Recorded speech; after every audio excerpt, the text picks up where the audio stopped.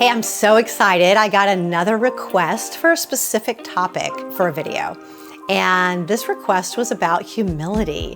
What is humility and how is humility consistent with also being confident and appreciating, enjoying some of your natural or God-given talents? Like, they don't cancel each other out. And we're gonna take quite a bit of time to look at this word humility. It comes from the Latin humus, not like hummus, but humus, which means soil or dirt or the ground. And when you think about the word humility, it is a grounding word. It's a grounded word. And when we're grounded in humility, there are certain characteristics that are also true for us. The funny thing about humility is we may all say, I would love to be humble, or it's important to me to be humble. Humility is a characteristic that I admire. Once we've decided that we've landed, and now I'm humble, we killed it. We killed it. We can't. Just acknowledging and celebrating our own humility probably takes us out of humility. So let's explore what are some of the components, the character traits or qualities that build up humility, that are part and parcel of humility. And also recognize this is not a one and done. It's a flow. Some days we're gonna find ourselves leaning into it, other days not as much. And the more that we practice some of these character qualities that we're gonna go through today, the more it will naturally emerge. It will be part of our presence as we engage with the world around us, with the people that we care about, and with our passion in life. Because there's so much here, this is gonna be a two-part video. We'll have one this week, and then another couple weeks, we'll have the second one.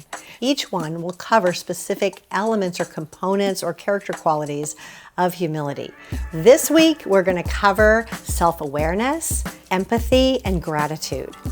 Next time, we're gonna cover openness, selflessness, and acceptance of feedback. And each of these qualities build on each other, so make sure you listen from the beginning to the end so you don't skip steps. And keep a lookout for part 2, because really, can any of us have too much resource in building humility? I think not. Self-awareness. One quality of humility that I believe is a really foundational quality is our ability to be aware of ourselves, self-awareness. And self-awareness gets a lot of press these days. People are paying attention more than ever, I believe, to what does that mean to them? What about ourselves are we becoming more and more aware of? More aware of our intentions, more aware of our impact on other people, more aware of our willingness to step in or to be silent or to hold back, awareness of the way we participate or the way we don't participate. Self-awareness is awareness of your strengths and your weaknesses and your limitations. Some of the things that naturally come easy to you, and also the things that aren't so easy, that maybe you struggle with, or you notice that your default takes you in the opposite direction. For example, some people may naturally be very gregarious. They may love a crowd, enjoy talking to other people, and automatically jump in if there's more than one other person in the room and create relationship. That is a character quality that in some aspects is really attractive and can get a lot of traction. And just like any character quality, it can also be something that can fall into an overuse pattern. So the self-awareness piece is paying attention to the blind spots of our strengths as well as the blind spots of our weaknesses. Being aware of our strengths, our weaknesses, our God-given or natural talents, what we naturally tend to do well, actually allow us to pay attention to when it's working for us, and also when we get into overuse patterns and it becomes more of a liability. Every single strength we have swings over towards weakness at different times. Or maybe the word liability is a better word. It swings over towards liability at certain times. Self-awareness is ultimately the ability to pay attention to context. What is the context I'm in right now? And what's wanted and needed from me in this context? outside of my natural defaults or preferences? How can I give myself in this moment to create whatever that thing is I'm here to create? Self-awareness is the doorway to empathy. If I'm aware of myself, part of that awareness enables me to pay attention to the other person. What is happening for them? What is my impact on them? And that leads us into empathy, into what is it like over there in their shoes? How can I put myself in their position and look at life through their lens to see what there is to see, to feel what there is to feel from that vantage point or from that lens? When we're being empathetic, we are drawing near to someone where they're at. We're not expecting them to be somewhere else. And oftentimes when we're not operating in humility, the opposite of humility, arrogance or pride, we're expecting people to meet us where we are instead of empathetically connecting and being willing to meet them where they are, what is happening for them and what's important for them. When we get caught in our own arrogance or pride, it's really easy to expect things from other people that we're unwilling to give ourselves.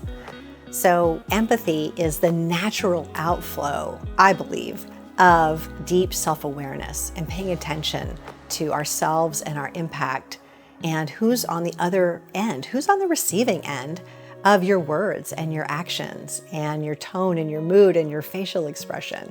And what's the world like for them, especially when it's very different from mine.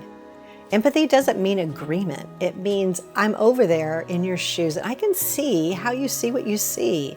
And I'm aware of that and I'm sensitive to it and I care about it and it's important to me. Self-righteousness is the opposite of empathy. When we are stuck having to be right about a person or a situation, it prevents us, it gets in the way of our empathy, of connecting with someone. Now, when I say empathy, I am not talking about enabling. And if you get confused between empathy and enabling, I have a full video on that. So please check that out because it's a really, really important distinction. When we are self-aware and we're empathetically connecting with other people, it does naturally lead us to gratitude. We can be grateful for the contribution other people make to our lives. We can be grateful for all the pieces of our lives, all the things, even the things we might say were hard or difficult or painful.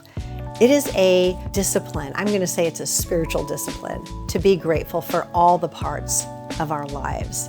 And gratitude is so important. I was listening to a podcast last week by Andrew Huberman and Dr. Paul Conti. And Dr. Paul Conti said the two markers of mental health are agency and gratitude. Having a sense of agency, free will and choice, and gratitude. When we're operating out of both agency and gratitude, it helps keep our minds right. It helps keep us mentally healthy. So gratitude in all areas. You can be grateful for material things, for things that you have. You can be grateful for opportunities you have. Can you also be grateful for people? For the people in your life, even the people maybe that rub you the wrong way, people that you get to learn from because they are a provision for your flexibility. They push and tug at you in ways that you're not used to or that you don't prefer. Can you find it in yourself to be grateful, authentically grateful for the people in your life, for the places in your life, the circumstances in your life? And how does building up gratitude reflect a humble attitude, a humble heart towards the world, towards other people? So ask yourself today, take a little inventory, where and when am I less than grateful or just not grateful at all? And with whom or towards whom? Maybe write it out, really get clear and specific and allow yourself a moment to wonder, what could I be grateful for here? If I was going to be grateful, if I was going to discipline myself to be grateful out of a humble attitude, not having to be right, not having to prove anything, not having to be on top, just the willingness to say, wow, I could see how that benefited me in some way, even if it benefits me in a way that is a little ouchy at first. I mean, most of the things that support us in our development and our growth aren't always comfortable, almost never comfortable. So in what ways and with what people can you elevate your awareness of gratitude for them and allow that to be something that seeds more humility into the way you are with people and the way you think about yourself?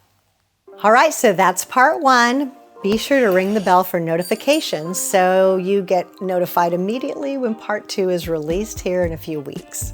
I know I mentioned a few other videos that I've already got recorded, so while you're waiting for part two, watch some of those. Click the link, see what else is there for you in this topic.